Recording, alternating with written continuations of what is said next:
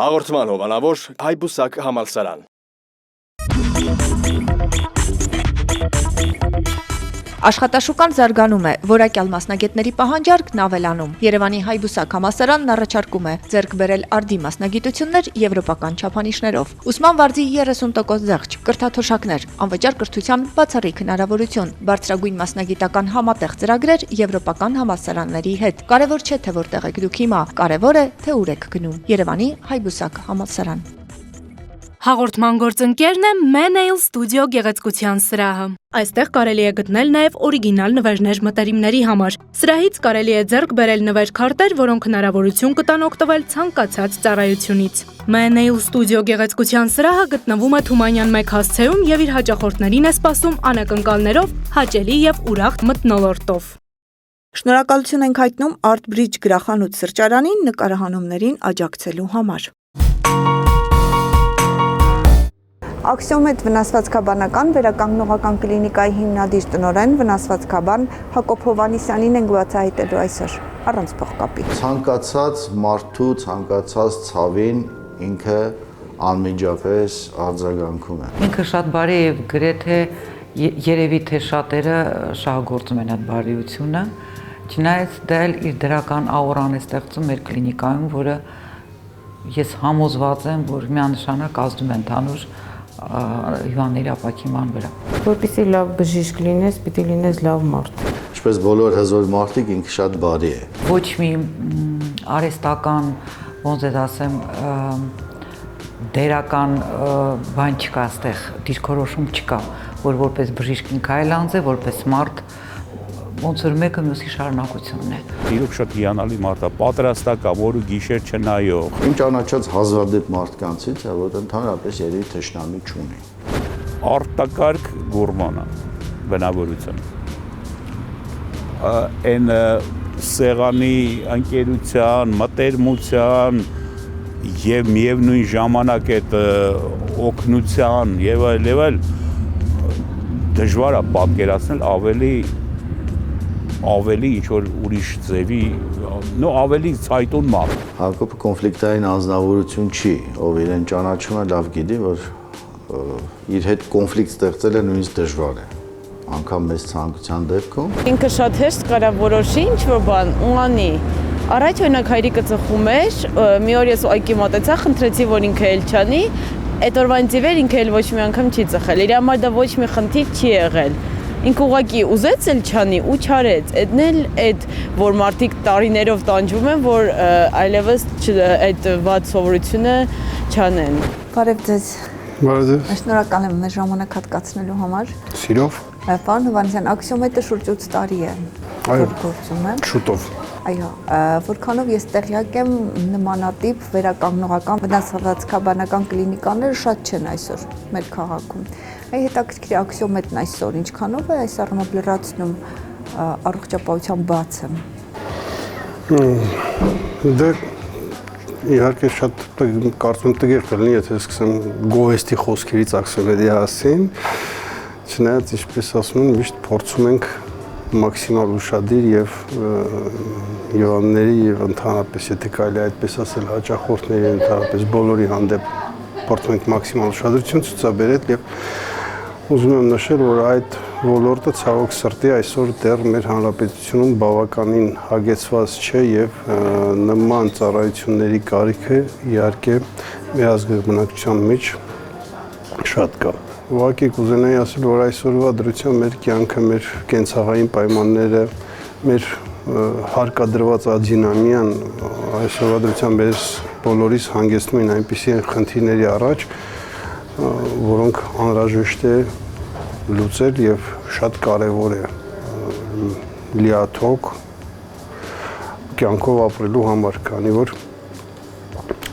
հենց այդ պատճառով են, որ մենք ձեռք ենք բերում բազմաթիվ եւ շատ բազմատեսակ հիվանդություններ, որոնք խաթարում են մեր նորմալ կենսագործունեությունը։ Դե ի սկզբանե հենց այդ պատճառ դառավ, որպեսզի մենք մտածենք նման կլինիկա ստեղծելու մասին եւ ստեղծման օրվանից գաղափարն անում էր, որպեսզի փորձենք մեկ վայրում, մեկ կլինիկայում կենտրոնացնել բոլոր միմյանց լրացնող, միմյանց հետ կապ ունեցող, իրար նկատմամբ նույնիսկ ինչ որտեղ կարող եմ ասել անփոխարինելի ծառայությունները, որպեսզի հնարավորության եւ անհրաժեշտության դեպքում ցանկացած հիվանդ կարողանա ստանալ ծառայությունների ամբողջ սպեկտրը։ Ինչի կարիք որ կդիտարկվի տվյալ պահին։ Հաճախ է պատահում, որ պացիենտները վերածվում են ընկերության։ Ես գիտեմ, որ ձեր դեպքում եղել են նման իրավիճակներ։ Ճիշտ ասած, ես կարող եմ ասել, որ այո, ես այսօր ունեմ ընկերների մի ստվար բազմություն, որոնք ժամանակին եղել են իմ պացիենտները։ Այն բարդ ժամանակներում, որ արդեն որ լույսը բանը բոլոր այդ ամեն ինչը խնդիրներ էին բավականին մեծ, այդ ժամանակ դժբախտաբար ընկա թևից կոտրվածք ստացա եւ շտապ օգնության կանչի ժամանակ մեր տուն եկավ Հակոբ Մարտունիչը այն ժամանակվան շատ անբնորոշ ուրեմն լիարժեք սերվիսով սպասարկումով, որովհետև իրանք գտել են ինչ-որ միտեղից փոքր պարտատիվնի բան, այդ փոքր պարտատիվնի ռենտգեն ապարատ եւ կարողանում էին այդ կարգի ծառայություն մատուցեն այն մարդկանց, որոնք դժվարանում էին տեղափոխեն հիվանդանոց։ Ընկերներ ունեմ, դուք իրավացի եք, որոնք հետ ժամանակի մեր հարաբերությունները սկսվել է,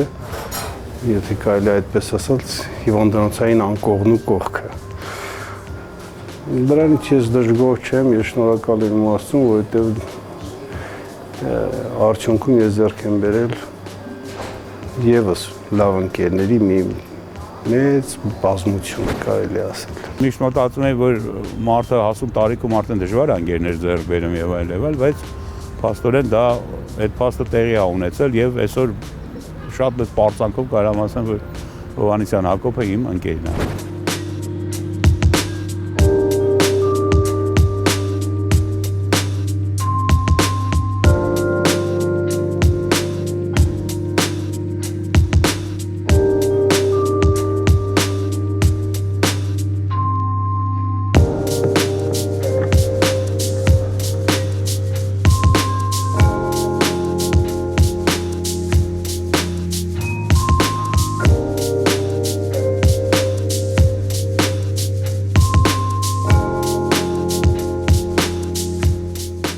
Շատ համահունչ ու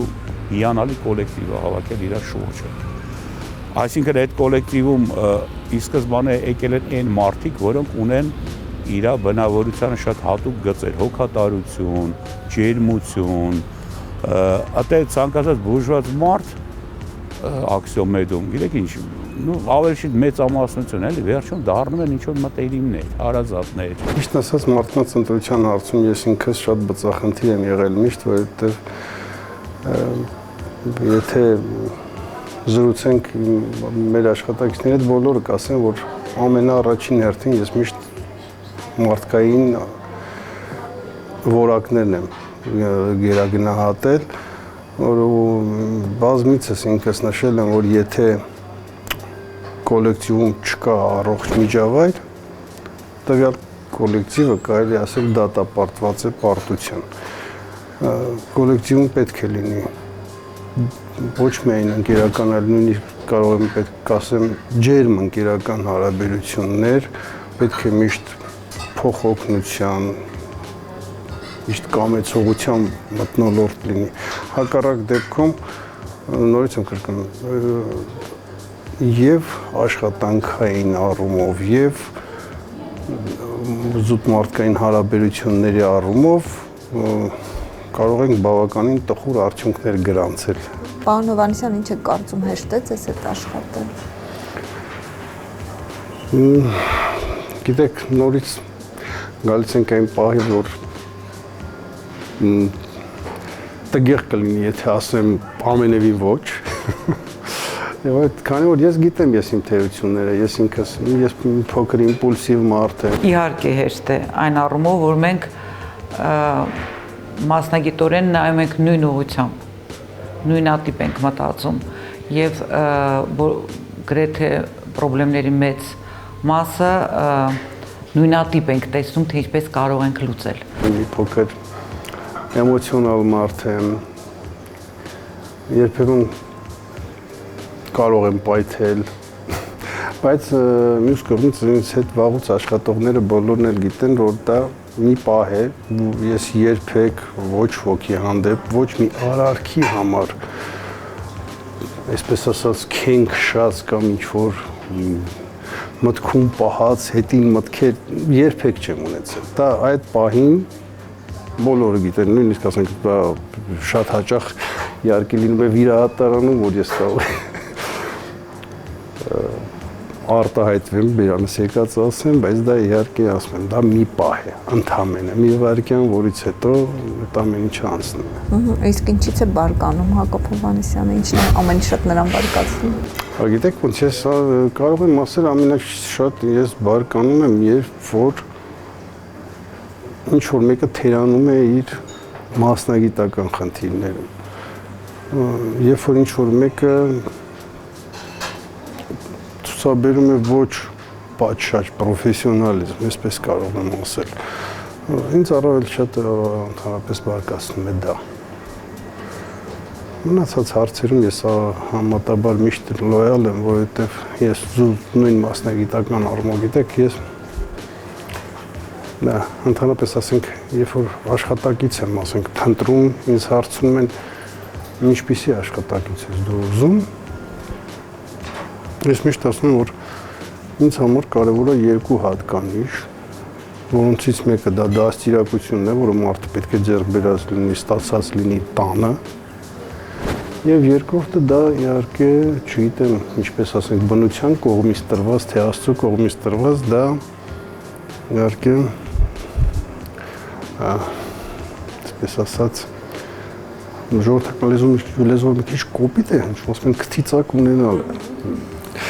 Մի փոքր մտքի ճկունության մասին է խոսքը, հոտառության մասին է խոսքը, որ յուրաքանչյուր մոտ դա պարտավոր է ունենալ եւ դա այն հատկանիշն է, որը երբեք չես կարող մարդուն սովորեցնել։ Մնացած ամեն ինչը կարելի է մարդուն սովորեցնել, անկախ իր մտավոր ունակություններից։ Մեկին մի քիչ ավելի արագ, մյուսին մի քիչ ավելի ուշ, ավելի դանդաղ, բայց յուրաքանչյուր մարդու կարելի է սովորացնել իր մասնագիտական գործունեության ազերը, այսպես ասած։ Այնպես որ ես առավել շատ գնահատում եմ մարդկանց մեջ այդ նշված հենց այդ երկու որակները։ Պարոն Հովհաննիսյան, ինձ հետաքրքիր է տնօրեն, բժիշկ եւ աշխատանքից դուրս ընկեր, ծնող, ամուսին, շատ տարբեր Հակոբ Հովհաննիսյանների հետ գործում են։ Գիտեք, ես մի բան կարող եմ ասել, որ ցավոք սրտի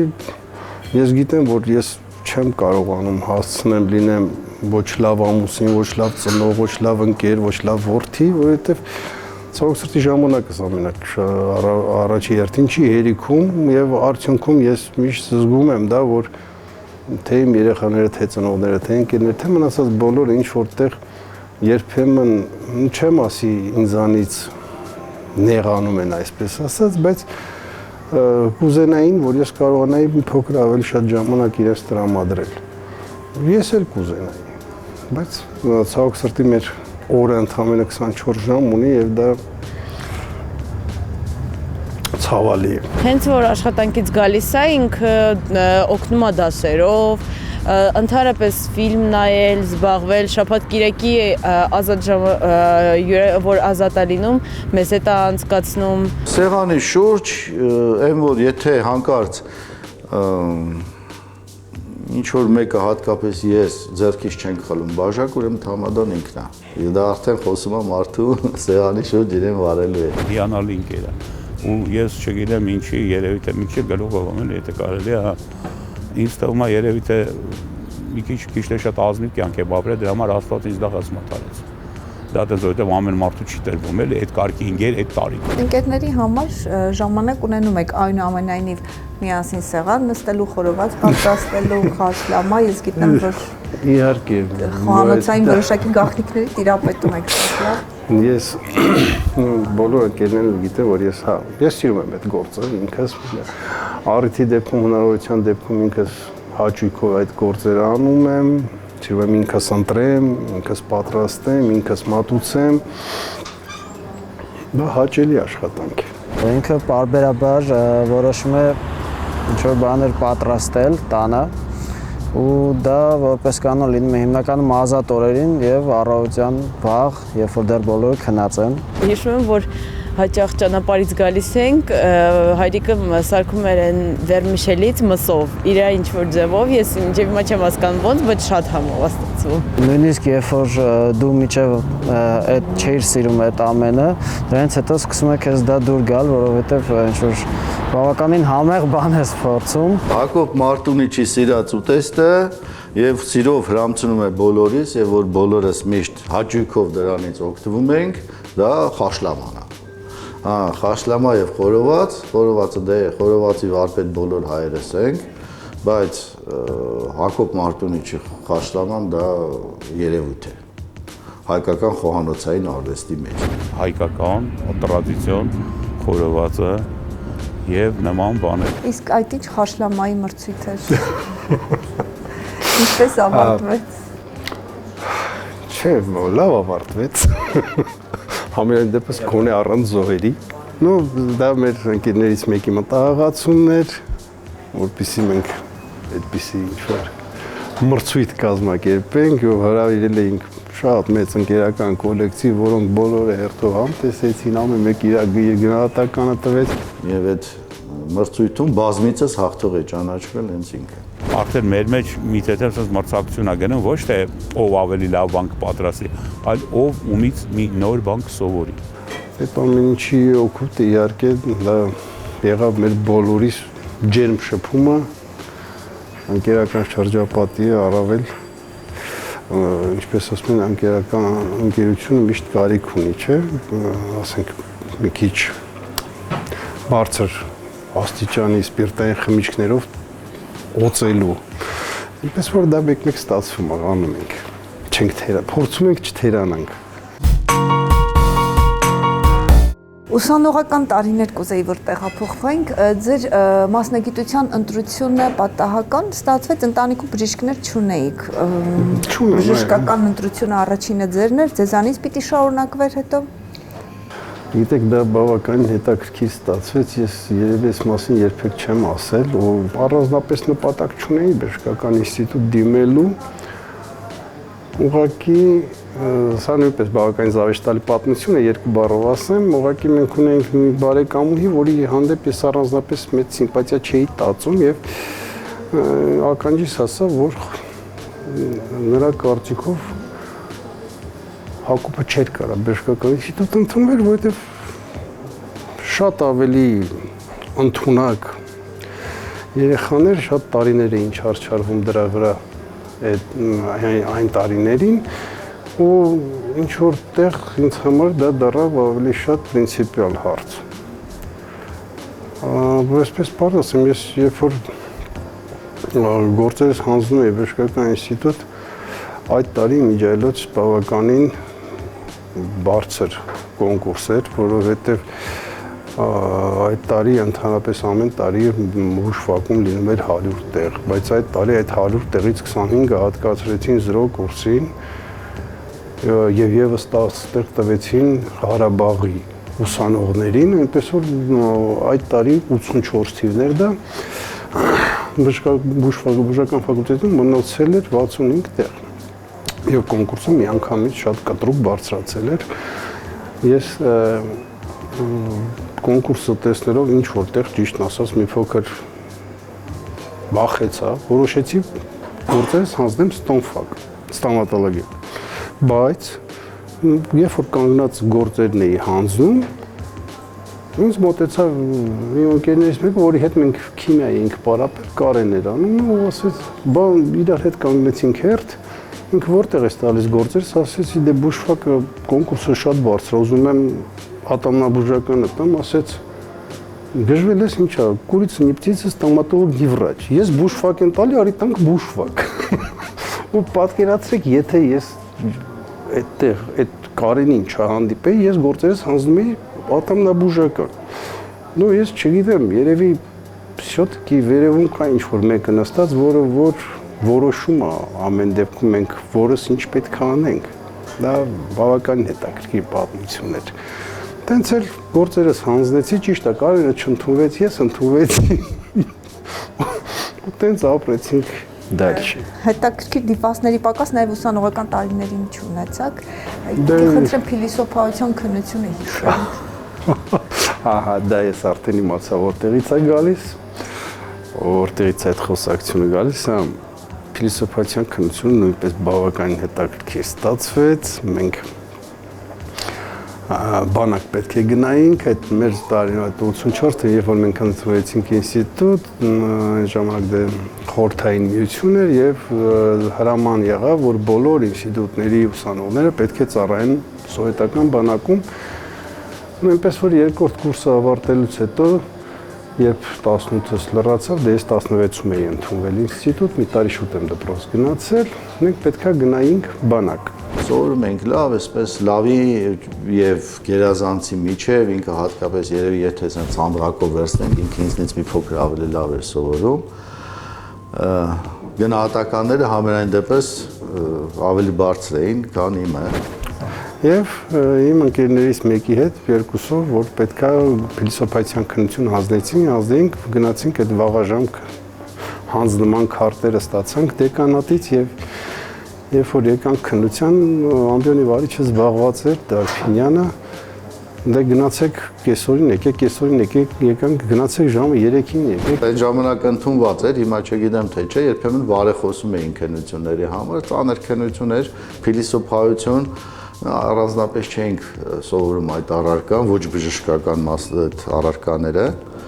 Իմ համար բարեխոսել էին, որ ես պետքա բարձր ստանայի ու գնայի։ Ճիշտ որ ասեմ, առանձնապես չէի պարապել, դե բանակ էի գնալու, պրետոստի օրել չկար պարապելու, երկրորդն էլ նույնպես չի որ այն թվերին, ասենք, դիալեկտիկական մատերիալիզմի ինչ-որ մեկն այնց բժշկական ինստիտուտում շատ ակտիվ պարապում էր։ Մի խոսքով, մի երկու բան, մի քիչ ես պատմեցի, մի քիչ ինքը պատմեց, ինչ-որ գնահատականս դրեց, դուրս եկա, նայում եմ, գերազանց ա դրել ու հիմա ապշել եմ, ասում եմ, որոդի բան չասեցի, ես խիա գերազանց դրել։ Այ ասաց, ես որ 5 եմ ստացել, դու 5-ին խաչ ես ստանալու մտել։ Սպասում եմ, մինչև Վահան ընկերս դուրս եկավ, ինքն էլ դուրս եկավ, շատ տխուր, ասում եմ, Վահան, ես իր մինչև իր ասում, ինձ 5 ա դրել, ինձ շատ ջղայնից մա հայն ջանել։ Երևի մի 4-5 տարի հետո բանից պարզվում է, որ այդ փիլիսոփայության քննությունը բարի խոսած են եղել Վահանի համար։ Ուղղակի ընկեր Դարփինյանը շփոթվել էր, ինձ 5 էր դրել, Վահանին 3։ Ոչինչ, բայց տարիներն անցնում այդ ամենը շատ հաճույքով ենք հիշում։ Վահանի մի շատ հետաքրքիր սինդրոմ ուներ, կարամ ասեմ, Վահանի բոլոր քննությունները, եթե հանկարծ ինչ-որ մեկը փորձում էր բարեխոսել, Վահանը լավագույն դեպքում բացակայ էին դնում, իսկ обычно երկուս էր ստանում։ Դա շատ հետաքրքիր սինդրոմ էր, որ քննությունը իր համար բարեխոսում էին, այդ քննությունը պրավալ էր գնում։ Ուսանողական տարիներ, հավաքույթներ, խարույկի շուրջ գիտարի նվագակցությամբ երաժշտական գործիքի այդ տարիների տիրապետեցիք, թե ավելի վաղ։ Գիտեք, ես ճիշտ որ ասեմ, երաժշտության հետ տենց շատ մոտիկ առանձնապես երբեք չեմ եղել, ուղղակի հա, այդ տարիներին եղբայրս էր ինքը շատ ավելի, ասենց ասած, ադարյոնն էր այդ հարցում իհարկե, ու ինքն էր որ նույն ուսանողական տարիներին ինքն էլ մանկուց չի արել ոչ մի բան, ուսանողական տարիներին տենց սկսեց դաշնամուր, հետո անցավ գիտար, ինքը սկսեց, ես էլ իր հետ ոնց որ զուգահեռ որքան որ մեծ եղբայրը ինչ-որ բան անում, փոքրը փորձում է միշտ նմանակի չէ կրկնել։ Ես էլ ինչ-որ բաներ փորձում եմ անել, բայց որ ասեմ առանձնապես մոտը ստացվել է, իհարկե չէ։ Ճիշտ է, երաժշտական բնագավառում կարող եմ ասեմ ամենավատը, որ մոտը ստացվել է, դա միշտ երգելն է եղել։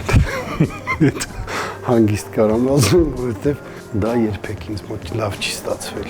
Գիտարի վրա լավ նվագում էր երիտասարդ տարիներին։ Հա, եղել է դե ուսանողություն, ամեն տեսակ դեպքեր իրավիճակներ պատահել են, հա, խարույկ էլ ա եղել, գիտար էլ ա եղել, երգել էլ ա եղել, վրանում քնել էլ ա եղել, չարություն անել էլ ա եղել։ Պարոն Հովհաննիսյան, ասում են ճակատագրի կողմից տրված հարվածները, եթե մարդուն չեն սպանում, ավելի ուժեղ են դարձնում։ Ցավոք սրտի այդ հարվածների պակաս այդ հարվածները նաև ձեզ չկարողացան շրջանցել։ Դա էլ ա եղել, իհարկե, հարվածներ են եղել, շատ ցավոտ, մի քիչ ցավոտ, տարբեր ուժգնության կարելի ասել, բայց նորից կարող եմ շնորհակալ լինել իմ ծնողներին, իմ ընկերներին, իմ հարազատներին, իմ բարեկամներին, որոնց օգնությամբ ես կարողացել եմ այդ ամեն ինչը հաղթահարեմ, փառք Աստծո, մնացել եմ ոտքի վրա, փառք Աստծո, գնացել եմ առաջ, չեմ կանգնել։ Եվ դա իհարկե երբեք չեմ ասի, որ դա իմ, այսպես ասած, շնորհքն է, նորից եմ կրկնում, ես շատ շնորհակալ եմ բոլոր իմ մտերիմներին։ Իհարկե, բոլոր լավ եւ ցավոք սրտի վատ օրերին միշտ իրար կողքն եմ եղել։ Մենք միշտ իրար կողք ենք եղել։ 4 զավակ ունեք։ Այո։ Ես ասես տեղերը ճիշտ ասած մի քիչ կատակի եմ տալիս, ասում եմ հələ որ 4։ Այո, 4 զավակ ունեմ, 2 տղա, 2 աղջիկ։ Եվ ընդ որում բավականին մեծ տարբերությամբ մի հատ նույնպես շատ հետաքրքիր ու շատ իմ ընկերներից մեկն է շատ հանճարեղ արտահայտություն արեց երկրորդ տղայից ծնվելուց, երբ որ իմ մեծս երբ որ բանակից եկավ,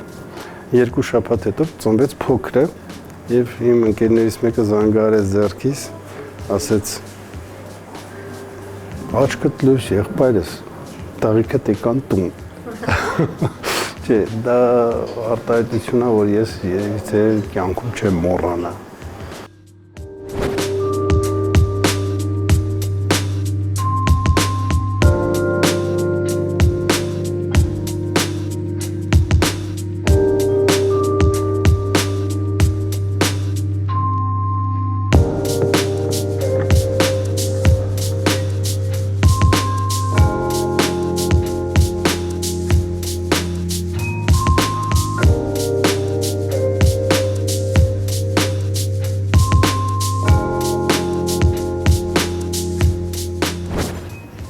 Կշարունակեն ձեր ուղին։ Գիտեք, ճիշտ ասած, մեզ տղաս մի պահ կարծես ուզում էր, բայց որ ճիշտն ասեմ, ես էի դեմ։ Ես էի դեմ, որովհետև ամեն դեպքում ես գտնում եմ, որ բժշկի աշխատանքը դա բավականին ծանր աշխատանք է, ես ճիշտ ասած չի ուզում, չուզեցի ինքը մտնի դրա մեջ։ Մասնագիտության ընտրության հարցում միջնորդել է, ասել է, որ խորհուրդ չի տալիս բժիշկ դառնալ։ Ես չգիտեմ փոքրերի մեծանալուց իմ հայացքները փոխված կլինեն, ոնց կլինի, բայց ամենայն դեպս այս մեծերիս պարագայում աղջիկս ընդունվեց Բրյուսել, դրանից հետո դիմեց Կոլումբիայի համալսարան, մագիստրատուրան գնաց Նյու Յորքում արեց եկավ, տղաս դե հիմա սինոպսիսի մագիստրատուրայում սովորում, համալսարանի ակտուար մաթեմատիկան ավարտեց։ Մի խոսքով բժշկական չգնացին երկուսն էլ բժշկական ուղղությամբ ու ես ասում եմ ինչ որտեղ ես այն ժամանակ երբ որ իրանք արդեն այդ շեմին էին, ես դեռ դեմ էի դրան։ Դեմ էի, որովհետև ես Դա ոնց ամեն ծնող իհարկե իր երեխայի համար լավագույնն է ուզում եւ ես մտածեցի, որ բժշկությունը դա լավագույն ճանապարհը չի լինի ինձ համար, այսպես ասեմ։ Երազանքներով կկիսվեք մեզ հետ։ Առանձնապես վառ երազանքներ այդպեսին իհարկե չունեմ։ Իհարկե երազում եմ այն ամեն ինչ որ յուրաքանչյուր բանական մարդ է երազում, դա նախ եւ առաջ իմ հարազատների, իմ երեխաների, իմ ընտանիքի, իմ ծնողների,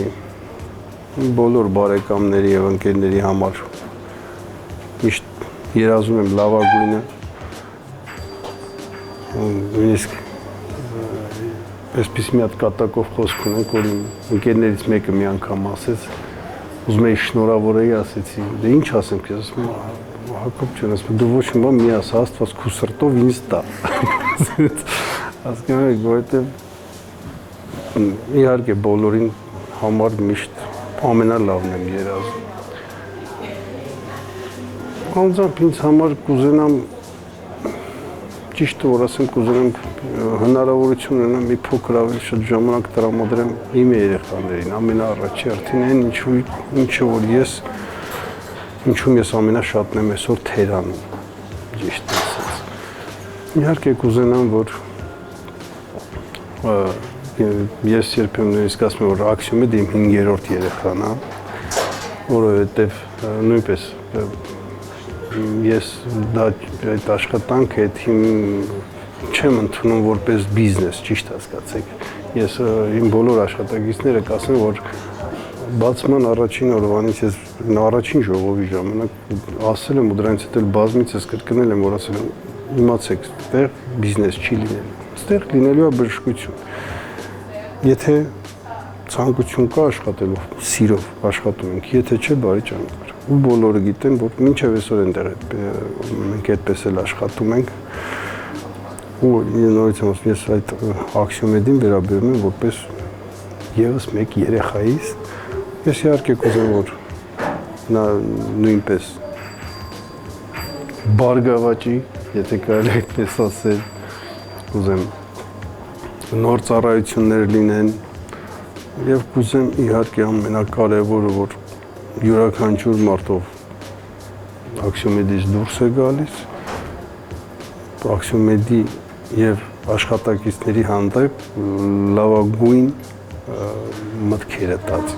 Այդքան բան։ Ինքը առաջի հերթին բժիշկ է, հետո նոր բիզնեսմեն։ Գուցե լավ կլիներ, որ հակառակ լիներ։ Չնայած ինչպես ընդհանրապես ինքն է ասում եւ ընդունված է, որտեղ որ սկսում է բիզնեսը, վերջանում է բժշկությունը։ Երևի շատ բաց է ինքը, մենակ այդ կարամ ասել։ Հակոբը արտակարգ բարի մարդ է,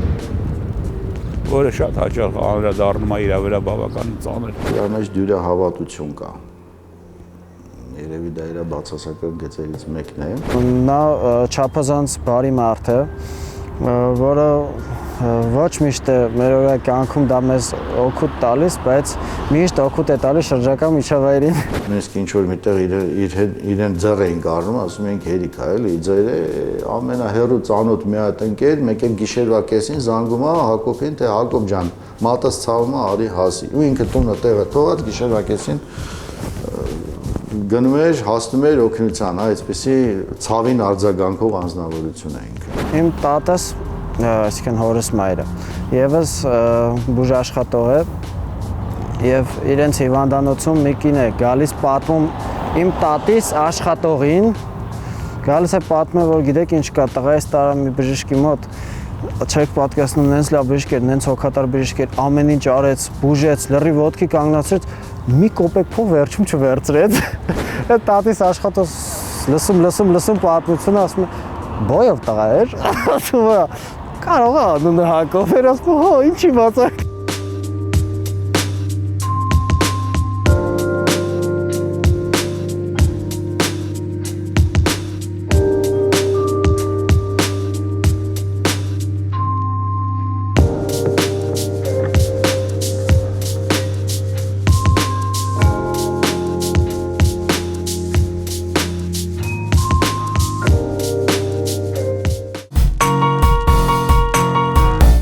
Հաղորդման հովանավոր Հայբուսակ համալսարան։